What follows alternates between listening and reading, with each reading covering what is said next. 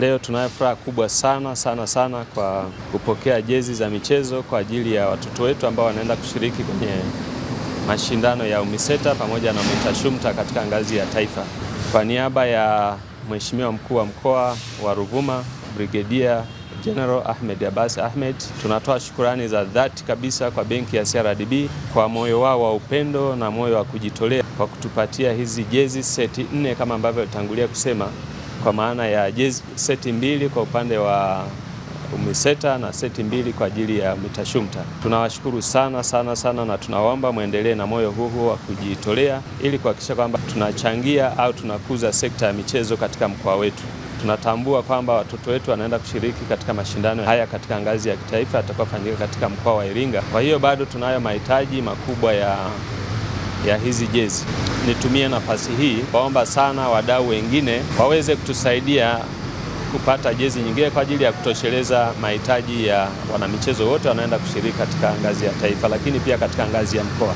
Tumeona kwamba mkoa una malengo ya kufanya vizuri kwenye haya mashindano. Kwa hiyo sisi kama benki ambao ni wadau wa maendeleo, tukaona basi na sisi tuunge mkono hizi juhudi ambazo zinachukuliwa na serikali ya mkoa. Ndio maana basi tumeona tusaidie kwenye eneo hilo la vifaa vya kimichezo ili watoto waende kwenye haya mashindano wakiwa wako vizuri na mazingira mengine yote yako supportive ili waweze kufanya vizuri. Kwa hiyo malengo makubwa ni kuhakikisha kwamba mkoa wetu unafanya vizuri kwenye haya mashindano, lakini sisi kama taasisi ya kifedha pia tuna sehemu kubwa au tuna wajibu mkubwa sana wa kuhakikisha kwamba mahali tulipo basi maendeleo ya wananchi kwa kushirikiana na serikali yanasonga mbele. Kwa hiyo hayo ndio malengo yetu makubwa, kuona kwamba mkoa wetu unafanya vizuri kwenye haya mashindano yaliyo mbele yetu.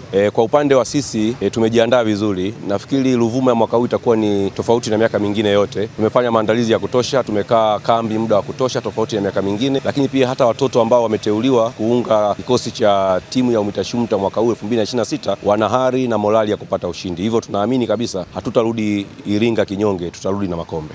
Lakini sasa hivi tunapokea jezi kutoka kwa mdau wetu Mama Isabela kutoka Arusha, mdau wa utalii wa mkoa wa Ruvuma. Kwa kweli tunakushukuru sana kwa niaba ya Mheshimiwa Mkuu wa Mkoa wa Ruvuma, Brigadier General Ahmed Abbas Ahmed. Tunatoa shukrani za dhati sana kwako wewe na marafiki zako kwa ujumla, Upendo Friends. Tunawashukuru sana kwa kutuunga mkono katika juhudi za kuendeleza michezo katika mkoa wetu wa Ruvuma. Tumepokea jezi za aina 2 za riadha pamoja na handball. Tunakushukuru sana, barikiwe sana. Nami niendelee kusisitiza kwamba bado tunayo mahitaji mengi ya watoto wetu. Tuna mahitaji ya jezi, tunayo mahitaji ya vyakula. Kwa hiyo popote walipo, tunaomba muendelee kutuunga mkono ili mwaka huu mkoa wa Ruvuma kaibuke kama sio namba 1 ya kitaifa, basi angalau kuanzia 1 hapo na tusifike hata kwenye 5.